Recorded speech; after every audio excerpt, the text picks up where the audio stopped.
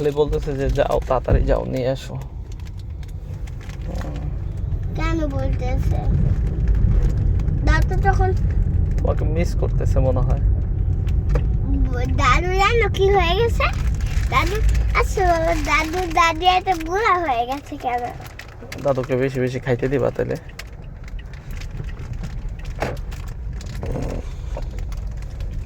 ভালো ভালো খাইতে দিতে হয়, তাহলে আর বুড়ো হয় না। ঠিক আছে, খাইতে দিব।